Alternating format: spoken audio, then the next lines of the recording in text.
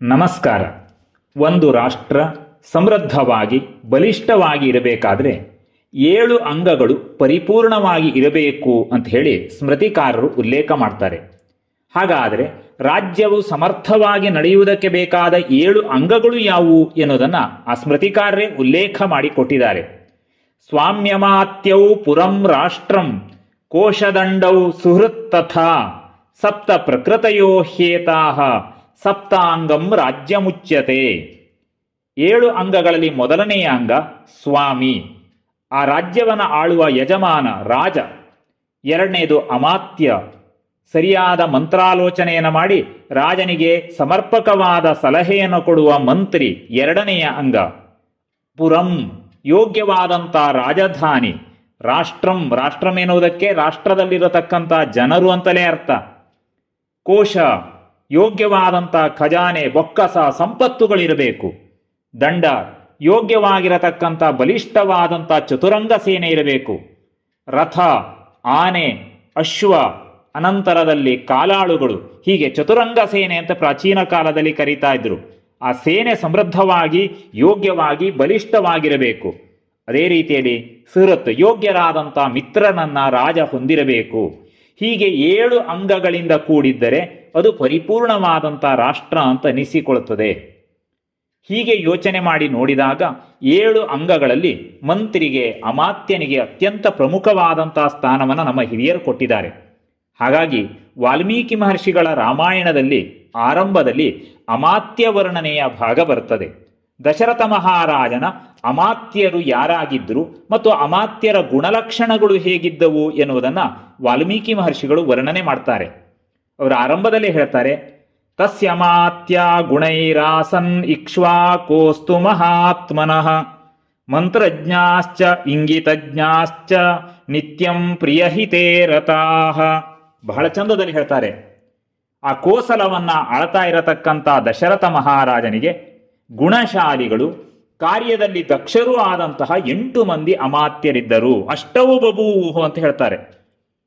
ಅವ್ರು ಹೇಗಿದ್ರು ಅಂತ ಕೇಳಿದ್ರೆ, ಪರರ ಇಂಗಿತವನ್ನ ಅರ್ಥ ಮಾಡಿಕೊಳ್ಳುವುದರಲ್ಲಿ ನಿಪುಣರಾಗಿದ್ದರು. ಯಾರ ಅಭಿಪ್ರಾಯ ಹೇಗೆ, ಯಾರ ಮನಸ್ಸಿನ ಸ್ಥಿತಿ ಹೇಗೆ ಎನ್ನುವುದನ್ನು ಅರ್ಥ ಮಾಡಿಕೊಳ್ತಾ ಇದ್ರು. ಮಂತ್ರಜ್ಞಾಶ್ಚ, ರಹಸ್ಯವಾದಂಥ ವಿಷಯಗಳನ್ನು ಮಂತ್ರಾಲೋಚನೆ ಮಾಡುವುದರಲ್ಲಿ ನಿಪುಣರಾಗಿದ್ದರು. ಅಷ್ಟು ಮಾತ್ರ ಅಲ್ಲ, ಶುಚಯ ಅನುರಕ್ತಾಶ್ಚ ರಾಜಕೃತ್ಯೇಶು ನಿತ್ಯಶಃ. ಬಹಳ ಚಂದದಲ್ಲಿ ಹೇಳ್ತಾನೆ, ಪರಿಶುದ್ಧರಾದವರಾಗಿದ್ದರು, ಕಪಟವಿಲ್ಲದೇ ಹೋದಂಥ ವ್ಯಕ್ತಿಗಳಾಗಿದ್ದರು. ರಾಜನಲ್ಲಿ ವಿಶೇಷವಾದಂಥ ಪ್ರೀತಿಯನ್ನ, ಅನುರಾಗವನ್ನ ಹೊಂದಿದವರಾಗಿದ್ದರು. ರಾಜನ ಇಂಗಿತವನ್ನ ಅರಿತು ಕಾರ್ಯವನ್ನು ನಿರ್ವಹಿಸುವವರಾಗಿದ್ದರು. ಈ ರೀತಿಯಲ್ಲಿರುವಂತಹ 8 ಮಂತ್ರಿಗಳು ದಶರಥ ಮಹಾರಾಜನಿಗೆ ಇದ್ದರು. ಆ 8 ಮಂತ್ರಿಗಳ ಹೆಸರನ್ನು ಕೂಡ ವಾಲ್ಮೀಕಿ ಮಹರ್ಷಿಗಳು ಉಲ್ಲೇಖ ಮಾಡ್ತಾರೆ. ದೃಷ್ಟಿ ಯಜಂತೋ ವಿಜಯ ಸಿದ್ಧಾರ್ಥೋ ಹ್ಯರ್ಥ ಸಾಧಕ ಅಶೋಕೋ ಮಂತ್ರಪಾಲಶ್ಚ ಸುಮಂತ್ರಶ್ಚ ಅಷ್ಟಮೋಭವತ್. ದಶರಥ ಮಹಾರಾಜನಿಗೆ ಸಲಹೆಯನ್ನು ಕೊಡಲಿಕ್ಕೆ 8 ಜನ ಮಂತ್ರಿಗಳಿದ್ದರು. ದೃಷ್ಟಿ, ಜಯಂತ, ವಿಜಯ, ಸಿದ್ಧಾರ್ಥ, ಅರ್ಥಸಾಧಕ, ಅಶೋಕ, ಮಂತ್ರಪಾಲ ಮತ್ತು ಸುಮಂತ್ರ, ಇವರೇ 8 ಜನ ಮಂತ್ರಿಗಳು. ಈ 8 ಜನ ಮಂತ್ರಿಗಳ ಜೊತೆಯಲ್ಲಿ ವಸಿಷ್ಠ, ವಾಮದೇವ ಎನ್ನುವ 2 ಮುಖ್ಯ ಪುರೋಹಿತರಿದ್ದರು. ಇವರಲ್ಲದೆ 8 ಜನ ಋತ್ವಿಜರೂ ಕೂಡ ದಶರಥನ ಆಸ್ಥಾನದಲ್ಲಿದ್ದರು ಅಂತ ವಾಲ್ಮೀಕಿ ಮಹರ್ಷಿಗಳು ಹೇಳ್ತಾರೆ. ಸುಯಜ್ಞೋಪ್ಯಥ ಜಾಬಾಲಿ ಕಾಶ್ಯಪೋಪ್ಯಥ ಗೌತಮಃ ಮಾರ್ಕಂಡೇಯಸ್ತು ದೀರ್ಘಾಯು ತಥಾ ಕಾತ್ಯಾಯನೋ ದ್ವಿಜಃ. ಆ 8 ಜನ ಋತ್ವಿಜರ ಹೆಸರನ್ನು ಹೇಳ್ತಾರೆ. ಸುಯಜ್ಞ, ಜಾಬಾಲಿ, ಕಾಶ್ಯಪ, ಗೌತಮ, ಮಾರ್ಕಂಡೇಯ, ದೀರ್ಘಾಯು, ಕಾತ್ಯಾಯನ, ಹೀಗೆ 8 ಜನ ಋತ್ವಿಜರಿದ್ದರು. ಹಾಗಾದರೆ 8 ಜನ ಮಂತ್ರಿಗಳು, 2 ಪುರೋಹಿತರು, 8 ಜನ ಋತ್ವಿಜರು. 8 ಜನ ಮಂತ್ರಿಗಳೇ ಅಂತ ಕೇಳಿದ್ರೆ, ಮೇಲೆ ಹೇಳಿದ 8 ಮಂತ್ರಿಗಳಲ್ಲದೆ ಸಾಕಷ್ಟು ಜನ ಮಂತ್ರಿಗಳು ಸಲಹೆಯನ್ನು ಕೊಡುವುದಕ್ಕೆ ಇದ್ದರು. ಅವರ ಸ್ವಭಾವ ಹೇಗಿತ್ತು ಎನ್ನುವುದನ್ನು ಕೂಡ ವರ್ಣನೆ ಮಾಡ್ತಾರೆ. ವಿದ್ಯಾ ವಿನೀತ ಹ್ರೀಮಂತಃ ಕುಶಲಾಹ ನಿಯತೇಂದ್ರಿಯಾಹ. ಎಷ್ಟು ಚಂದದ ಮಾತು! ಆ ಎಲ್ಲ ಅಮಾತ್ಯರು, ಆ ಎಲ್ಲ ಮಂತ್ರಿಗಳು ವಿದ್ಯಾ ವಿನಯ ಸಂಪನ್ನರಾಗಿದ್ದರು. ವಿದ್ಯಾ ವಿನೀತಾಹ ಅಂತ ವರ್ಣನೆ ಮಾಡ್ತಾರೆ. ಇದಕ್ಕಿಂತ ಮುಂದಿನ ಶಬ್ದ ಬಹಳ ಮುಖ್ಯವಾದದ್ದು. ಹ್ರೀಮಂತಃ, ಅವರು ಜನರ ಅಪವಾದಕ್ಕೆ ನಾಚಿಕೆ ಪಡುವವರಾಗಿದ್ದರು, ಲಜ್ಜಿಸತಕ್ಕವರಾಗಿದ್ದರು. ಜನರು ತಮ್ಮ ಬಗ್ಗೆ ಅಪವಾದದ ಮಾತನ್ನು ಹೇಳ್ತಾರೆ ಅಂತಾದರೆ ಅವರಿಗೆ ನಾಚಿಕೆ ಆಗ್ತಾ ಇತ್ತು. ಹಾಗಂತ ಕೆಲಸದಲ್ಲಿ ಕುಶಲಾಹ, ನಿಪುಣರಾಗಿದ್ದರು, ಕಾರ್ಯದಕ್ಷರಾಗಿದ್ದರು. ಅವರು ನಿಯತೇಂದ್ರಿಯಾಹ, ತಮ್ಮ ಇಂದ್ರಿಯಗಳನ್ನು ಹತೋಟಿಯಲ್ಲಿಟ್ಟುಕೊಂಡಿದ್ರು. ಇಂದ್ರಿಯಗಳ ಚಾಪಲ್ಯಕ್ಕೆ ಒಳಗಾಗಿ ಕೆಟ್ಟ ಕೆಲಸಗಳನ್ನು ಮಾಡ್ತಾ ಇರಲಿಲ್ಲ ಅವರು. ಪರಸ್ಪರಾನುರಕ್ತಾಶ್ಚ ನೀತಿಮಂತೋ ಬಹುಶ್ರುತಾ ಶ್ರೀಮಂತಶ್ಚ ಮಹಾತ್ಮಾನಃ ಶಾಸ್ತ್ರಜ್ಞಾ ದೃಢ ವಿಕ್ರಮಾಃ. ಇಷ್ಟೆಲ್ಲ ಗುಣಗಳನ್ನು ಹೇಳ್ತಾರೆ. ಆ ಎಲ್ಲ ಮಂತ್ರಿಗಳು ಪರಸ್ಪರ ಅನುರಕ್ತಾಶ್ಚ, ಒಬ್ಬ ಮಂತ್ರಿ ಇನ್ನೊಬ್ಬನ ಮಂತ್ರಿಯ ಮೇಲೆ ಪ್ರೀತಿಯನ್ನ, ಗೌರವವನ್ನು ಹೊಂದಿದವನಾಗಿದ್ದ. ನೀತಿಮಂತಹ, ಆ ಎಲ್ಲ ಅಮಾತ್ಯರು ನೀತಿಯ ಮಾರ್ಗದಲ್ಲಿ ಮಾತ್ರ ನಡೆಯುವವರಾಗಿದ್ದರು. ಬಹುಶ್ರುತಾಹ, ಚೆನ್ನಾಗಿ ತಿಳಿದವರು, ವಿದ್ವಾಂಸರು ಅವರೆಲ್ಲ. ಅಷ್ಟು ಮಾತ್ರ ಅಲ್ಲ, ಶ್ರೀಮಂತಶ್ಚ, ಅವರೆಲ್ಲ ಕಾಂತಿವಂತರು. ಮಹಾತ್ಮಾನಃ, ವಿಶೇಷವಾದಂಥ ಸ್ವಭಾವವನ್ನು ಹೊಂದಿದವರು ಅವರು. ಶಾಸ್ತ್ರಜ್ಞಾನವನ್ನು ಪಡೆದವರು. ದೃಢ ವಿಕ್ರಮಾಹ, ಮಹಾಪರಾಕ್ರಮಿಗಳು, ದೃಢವಾದ ನಿಶ್ಚಯವುಳ್ಳವರಾಗಿದ್ದರು. ಕೀರ್ತಿಮಂತಹ ಪ್ರಣಿಹಿತಾಹ ಯಥಾ ವಚನಕಾರಿಣಃ, ಬಹಳ ಚಂದದ ಮಾತುಗಳು ಇವೆಲ್ಲ. ಅವರೆಲ್ಲರೂ ಕೀರ್ತಿಶಾಲಿಗಳು, ರಾಜಕಾರ್ಯವನ್ನು ಬಹಳ ಎಚ್ಚರಿಕೆಯಿಂದ ಮಾಡ್ತಾ ಇದ್ರು. ಮತ್ತೆ ಹೇಳಿದ ಮಾತನ್ನ ಚಾಚೂ ತಪ್ಪದೆ ನಡೆಸ್ತಾ ಇದ್ರು. ರಾಜನ ಆಜ್ಞೆಯನ್ನ ಕ್ರಮವಾಗಿ ಅರಿತು ಅದನ್ನೆಲ್ಲ ನಡೆಸ್ತಾ ಇದ್ರು. ಒಮ್ಮೆ ಮಾತನ್ನ ಆಡಿದರೆ ಆ ಮಾತಿಗೆ ಅನುಗುಣವಾಗಿ ನಡೀತಾ ಇದ್ರು. ಅವರೆಲ್ಲ ಕ್ಷಮಾಶೀಲರು, ತಪ್ಪನ್ನು ಕ್ಷಮಿಸ್ತಾ ಇದ್ರು. ಇದೆಲ್ಲಕ್ಕಿಂತ ಮಿಗಿಲಾದಂಥ ಒಂದು ಮಾತು ಅಂದರೆ, ಅವರು ಯಾವಾಗಲೂ ಸ್ಮಿತಪೂರ್ವಾಭಿಭಾಷಿಣಃ, ಮುಗುಳುನಗುತ್ತಾ ಜನರೊಡನೆ ನಸುನಗುತ್ತಾ ಸಂಭಾಷಣೆಯನ್ನು ಮಾಡುವವರಾಗಿದ್ದರು. ಕಾಮಕ್ರೋಧಕ್ಕೆ ಒಳಗಾಗ್ತಾ ಇರಲಿಲ್ಲ. ಕ್ರೋಧಾತ್ ಕಾಮಾರ್ಥ ಹೇತೋರ್ವಾ ನಬ್ರೂಯುಹು ಅನೃತಂ ವಚಃ. ಒಳ್ಳೆಯ ಮಾತು. ಕಾಮಕ್ರೋಧಗಳಿಂದ ಆಗಲಿ, ಸ್ವಾರ್ಥಕ್ಕೆ ಒಳಗಾಗಿ ಆಗಲಿ ಅವರು ಯಾವತ್ತೂ ಸುಳ್ಳನ್ನು ಹೇಳುವವರು ಆಗಿರಲಿಲ್ಲ. ತಮ್ಮ ಸ್ವಾರ್ಥಕ್ಕಾಗಿ ಸುಳ್ಳನ್ನು ನುಡಿಯುವವರಲ್ಲ ಅವರು. ತಮ್ಮ ರಾಷ್ಟ್ರದಲ್ಲಾಗಲಿ ಅಥವಾ ಪರರಾಷ್ಟ್ರದಲ್ಲಾಗಲಿ ನಡೆಯುವಂಥ ಎಲ್ಲ ವಿಚಾರಗಳು ಅವರಿಗೆ ಗೂಢಚಾರರ ಮೂಲಕ ತಿಳಿತಾ ಇತ್ತು. ಅದನ್ನು ಸ್ಪಷ್ಟವಾಗಿ ತಿಳಿದುಕೊಂಡು ನಮ್ಮ ರಾಷ್ಟ್ರವನ್ನು ಹೇಗೆ ಸಮೃದ್ಧಿಯ ಪಥದಲ್ಲಿ ನಡೆಸಬೇಕು ಎನ್ನುವುದನ್ನು ಅವರು ತಿಳಿದಿದ್ದರು.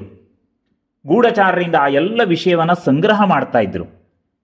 ವ್ಯವಹಾರದಲ್ಲಿ ದಕ್ಷರಾದ ಮಂತ್ರಿಗಳು ಸೌಹಾರ್ದತೆಯಿಂದ ರಾಜನಿಗೆ ತಿಳುವಳಿಕೆಯನ್ನು ಕೊಡ್ತಾ ಇದ್ರು. ವಿಶ್ವಾಸಯೋಗ್ಯವಾದಂಥ ಮಂತ್ರಿಗಳವರಾಗಿದ್ದರು. ಇಂಥ ಮಾತು ಕೇಳಿದ್ರೆ ಮುಂದುವರಿಸಿ ವಾಲ್ಮೀಕಿ ಮಹರ್ಷಿಗಳು ಹೇಳ್ತಾರೆ, ಒಂದು ವೇಳೆ ತಪ್ಪು ದಾರಿಯಲ್ಲಿ ಹೋದವನು ತನ್ನ ಮಗನೇ ಆಗಿದ್ರೂ ಕೂಡ ಅವನಿಗೆ ಶಿಕ್ಷೆಯನ್ನು ಕೊಡ್ತಾ ಇದ್ರು. ಇದು ಬಹಳ ಮುಖ್ಯವಾದಂಥ ಮಾತು. ಹಾಗಾಗಿ ಅಪರಾಧ ಮಾಡಿದವರು ತನ್ನ ಬಂಧುಗಳೇ ಆಗಿದ್ರು, ಸ್ವತಃ ತನ್ನ ಮಕ್ಕಳೇ ಆಗಿದ್ರು, ಶಿಕ್ಷಿಸದೆ ಬಿಡ್ತಾ ಇರಲಿಲ್ಲ. ರಾಜ ಭಂಡಾರವನ್ನು ತುಂಬುವುದಕ್ಕೆ, ಸಮೃದ್ಧವಾದಂಥ ರಾಜ್ಯವನ್ನು ಕಟ್ಟುವುದಕ್ಕೆ ಅವರು ಯೋಗ್ಯವಾದಂಥ ಸಲಹೆಯನ್ನು ಕೊಟ್ಟು ಅದಕ್ಕೋಸ್ಕರ ರಾಜ್ಯವನ್ನು ಅಣಿಗೊಳಿಸ್ತಾ ಇದ್ರು. ಇದೆಲ್ಲಕ್ಕಿಂತ ಮಿಗಿಲಾಗಿ ಬಹಳ ಮುಖ್ಯವಾಗಿ ರಾಜ್ಯಕ್ಕೆ ಬೇಕಾದಂಥದ್ದು ಚತುರಂಗ ಸೇನೆ. ಸೇನೆಯನ್ನು ಬಲಿಷ್ಠಗೊಳಿಸುವುದಕ್ಕೋಸ್ಕರ, ರಾಷ್ಟ್ರದ ಸಂರಕ್ಷಣೆ ಮಾಡುವುದಕ್ಕೋಸ್ಕರ ಅವರು ದೃಢವಾದಂಥ ನಿರ್ಧಾರವನ್ನು ಕೈಗೊಂಡವರಾಗಿದ್ದರು. ವೀರಾಶ್ಚ ನಿಯತೋತ್ಸಾಹ ರಾಜಶಾಸ್ತ್ರ ಮನುವ್ರತಾಹ, ಬಹಳ ಚಂದದಲ್ಲಿ ಹೇಳ್ತಾನೆ. ಹಾಗಾಗಿ ರಾಜ್ಯದಲ್ಲಿ ಯಾವಾಗಲೂ ಉತ್ಸಾಹದಿಂದ ಇರ್ತಾ ಇದ್ರು. ಅವರೆಲ್ಲ ವೀರರು, ರಾಜ್ಯಶಾಸ್ತ್ರದಲ್ಲಿ ಪಳಗಿದವರು. ರಾಜ್ಯವನ್ನು ಮುನ್ನಡೆಸುವುದಕ್ಕೆ ಏನೆಲ್ಲ ತಿಳುವಳಿಕೆ ಬೇಕೋ ಆ ಎಲ್ಲ ತಿಳುವಳಿಕೆಯನ್ನು ಅವರು ಪಡ್ಕೊಂಡಿದ್ರು. ಮತ್ತೆ ರಾಜ್ಯದಲ್ಲಿ ಬಹಳ ಮುಖ್ಯವಾದಂಥ ಕೆಲಸ ಪ್ರಜೆಗಳ ಸಂರಕ್ಷಣೆ ಮಾಡುವಂಥದ್ದು. ಪ್ರಜೆಗಳನ್ನು ರಕ್ಷಣೆ ಮಾಡುವುದಕ್ಕೋಸ್ಕರ ತಮ್ಮ ಬದುಕನ್ನು ಸವೆಸುವವರಾಗಿದ್ದರು. ಅಹಿತಂ ಚಾಪಿ ಪುರುಷಂ ನ ಹಿಂಸ್ಯುಹು ಅವಿದೂಷಕಂ ವೀರಾಶ್ಚ ನಿಯತೋತ್ಸಾಹ ರಾಜಶಾಸ್ತ್ರ ಮನೂರತಾಹ. ಆ ಮಂತ್ರಿಗಳು ಎಂಥವರು ಕೇಳಿದರೆ, ಅಪರಾಧಿ ಅಲ್ಲ ಅಂತ ಆದರೆ ಶತ್ರುವನ್ನು ಕೂಡ ಹಿಂಸೆಗೆ ಒಳಪಡಿಸ್ತಾ ಇರಲಿಲ್ಲ ಅವರು. ತಮ್ಮ ಮಕ್ಕಳು ಅಪರಾಧಿಗಳಾದರೆ ಶಿಕ್ಷಿಸ್ತಾರೆ, ಆದರೆ ಶತ್ರುವು ಅಪರಾಧಿ ಅಲ್ಲ ಅಂತ ಆದರೆ ಅಂಥವರನ್ನು ಯಾವತ್ತೂ ಶಿಕ್ಷೆಗೆ ಒಳಪಡಿಸ್ತಾ ಇರಲಿಲ್ಲ. ಅವರು ಪರಾಕ್ರಮಿಗಳು, ವೀರಾಶ್ಚ ನಿಯತೋತ್ಸಾಹ, ಯಾವಾಗಲೂ ಉತ್ಸಾಹದಿಂದ ಕೆಲಸ ಮಾಡುವವರಾಗಿದ್ದರು. ರಾಜಶಾಸ್ತ್ರ ಮನುವ್ರತಾಹ, ರಾಜ್ಯಶಾಸ್ತ್ರದಲ್ಲಿ ಪಳಗಿದವರಾಗಿದ್ದರು. ರಾಜ್ಯದಲ್ಲಿರುವ ಸತ್ಪ್ರಜೆಗಳನ್ನು ರಕ್ಷಿಸುವುದರಲ್ಲಿ ಯಾವಾಗಲೂ ನಿರತರಾಗಿರ್ತಾ ಇದ್ರು. ಎಲ್ಲ ವರ್ಗದ ಜನರನ್ನು ಸಮಭಾವದಿಂದ ಕಾಣ್ತಾ ಇದ್ರು. ಅಪರಾಧದ ತಾರತಮ್ಯಕ್ಕೆ ಅನುಗುಣವಾಗಿ ದಂಡವನ್ನು ವಿಧಿಸ್ತಾ ಇದ್ರು. ರಾಜ್ಯದ ಬೊಕ್ಕಸವನ್ನು ತುಂಬಲಿಕ್ಕೆ ಬೇಕಾದ ಮಾರ್ಗವನ್ನು ನ್ಯಾಯ ಮಾರ್ಗದಲ್ಲಿ ಕಂಡುಕೊಂಡಿದ್ದರು. ಮನಸ್ಸಿನಿಂದ, ಮಾತಿನಿಂದ, ದೇಹದಿಂದ ಅತ್ಯಂತ ಪರಿಶುದ್ಧರಾದವರು ಅವರಾಗಿದ್ದರು. ಶುಚೀನಾಂ ಏಕಬುದ್ಧೀನಾಂ ಸರ್ವೇಷಾಂ ಸಂಪ್ರಜಾನತಾಂ. ಬಹಳ ಚಂದದ ಮಾತುಗಳು. ಮನಸ್ಸಿನಿಂದ, ಮಾತಿನಿಂದ, ದೇಹದಿಂದ ಪರಿಶುದ್ಧರಾಗಿ ಐಕಮತ್ಯದಿಂದ ರಾಜ್ಯವನ್ನು ಆಳ್ತಾ ಇದ್ರು. ಒಗ್ಗಟ್ಟಿನಿಂದ ರಾಜ್ಯವನ್ನು ನೋಡ್ಕೊಳ್ತಾ ಇದ್ರು. ಈ ಕಾರಣದಿಂದಲೇ ಅಯೋಧ್ಯೆಯ ಸ್ಥಿತಿ ಹೇಗಿತ್ತು ಅಂತ ಕೇಳಿದರೆ, ನಾಸೀತ್ ಪುರೇವಾ ರಾಷ್ಟ್ರೇವಾ ಮೃಷಾವಾದಿ ನರಃ ಕ್ವಚಿತ್ ಕಶ್ಚಿನ್ನ ದುಷ್ಟಃ ತತ್ರಾಸೀತ್ ಪರದಾರ ರಥೋ ನರಃ. ಅಯೋಧ್ಯೆಯ ಆಗಿನ ವರ್ಣನೆಯನ್ನು ವಾಲ್ಮೀಕಿ ಮಹರ್ಷಿಗಳು ಮಾಡ್ತಾರೆ. ಅಯೋಧ್ಯೆಯಲ್ಲಿ ಸುಳ್ಳು ಹೇಳುವವರಿರಲಿಲ್ಲ. ಯಾಕಂದರೆ ನೀತಿ ಮಾರ್ಗದಲ್ಲಿ ನಡೆಯತಕ್ಕಂಥ ಮಂತ್ರಿಗಳಿಗೆ ರಾಜ್ಯದ ಪ್ರಜೆಗಳು ಕೂಡ ಹೆದರಿ ನಡೀತಾ ಇದ್ರು, ವಿನಯದಿಂದ ನಡೀತಾ ಇದ್ರು. ಪರಸ್ತ್ರೀಯನ್ನು ಬಯಸುವವರಿರಲಿಲ್ಲ. ಇನ್ನೊಬ್ಬರ ಸಂಪತ್ತಿಗೆ ಆಸೆ ಪಡುವವರು ಅಯೋಧ್ಯೆಯಲ್ಲಿ ಇರಲಿಲ್ಲ. ಸಂಪೂರ್ಣವಾದಂಥ ಅಯೋಧ್ಯೆ ಶಾಂತವಾಗಿತ್ತು. ಪ್ರಶಾಂತಂ ಸರ್ವಮೇವಾಸೀದ್ ರಾಷ್ಟ್ರಂ ಪುರವರಂಚ ತತ್. ಸಂಪೂರ್ಣವಾದಂಥ ರಾಷ್ಟ್ರ, ರಾಜಧಾನಿ ಪ್ರಶಾಂತವಾಗಿತ್ತು. ಮಂತ್ರಿಗಳ ಉಡುಗೆ ಕೂಡ ಅಷ್ಟೇ ಶುದ್ಧವಾಗಿತ್ತು. ಸುವಾಸಸಃ ಸುವೇಶಾಶ್ಚ ತೇಚ ಸರ್ವೇ ಶುಚಿವ್ರತಾಃ. ಪರಿಶುದ್ಧವಾದಂಥ ಉಡುಗೆಗಳನ್ನು ತೊಡ್ತಾ ಇದ್ದರು. ಆಚಾರ ಶುದ್ಧವಾಗಿತ್ತು. ರಾಜನ ಹಿತದಲ್ಲಿಯೇ ಸದಾಕಾಲ ಆಸಕ್ತರಾಗಿದ್ದರು ಅವರು. ರಾಜನೀತಿ ಎನ್ನುವಂಥ ಕಣ್ಣು ಸದಾ ಜಾಗೃತ ಸ್ಥಿತಿಯಲ್ಲಿ ಇರ್ತಾ ಇತ್ತು. ಗುರು ಹಿರಿಯರ ಗುಣವನ್ನು ಗ್ರಹಿಸ್ತಾ ಇದ್ರು ಅವರು. ಗುರೋರ್ ಗುಣಗ್ರಹೀತಾಶ್ಚ ಪ್ರಖ್ಯಾತಾಶ್ಚ ಪರಾಕ್ರಮೈಹಿ. ಗುರುಗಳು ಅಂದರೆ ಜ್ಞಾನಿಗಳು ಅಂತ ಅರ್ಥ. ಜ್ಞಾನಿಗಳು ಆಡಿದಂಥ ಮಾತನ್ನು, ಗುರು ಹಿರಿಯರ ಗುಣಗಳನ್ನು ಗ್ರಹಿಸತಕ್ಕವರು. ಪರಾಕ್ರಮಿಗಳೆಂಬುದಾಗಿ ಅವರಿಗೆ ಖ್ಯಾತಿ ಇತ್ತು. ಯಾವ ಕೆಲಸವನ್ನು ಯಾವ ಸಂದರ್ಭದಲ್ಲಿ ಹೇಗೆ ಮಾಡಬೇಕು ಎನ್ನುವುದನ್ನು ಅರಿತು ಮಾಡ್ತಾ ಇದ್ರು. ಅಷ್ಟು ಮಾತ್ರ ಅಲ್ಲ, ಬೇರೆ ರಾಜ್ಯದ ಜೊತೆಯಲ್ಲಿ ಯಾವಾಗ ಸಂಧಿ ಮಾಡಿಕೊಳ್ಬೇಕು, ಯಾವಾಗ ಯುದ್ಧ ಮಾಡಬೇಕು, ಇದನ್ನು ನಿರ್ಣಯಿಸುವುದರಲ್ಲಿ ಅವರು ಚತುರರಾಗಿದ್ದರು. ನೀತಿಶಾಸ್ತ್ರವನ್ನು ಬಲ್ಲವರಾಗಿದ್ದರು. ತತ್ವವನ್ನು ಬಲ್ಲವರಾಗಿದ್ದರು. ಮಂತ್ರಾಲೋಚನೆಯನ್ನು ರಹಸ್ಯವಾಗಿ ಇಡುವುದರಲ್ಲಿ ನಿಪುಣರಾಗಿದ್ದರು.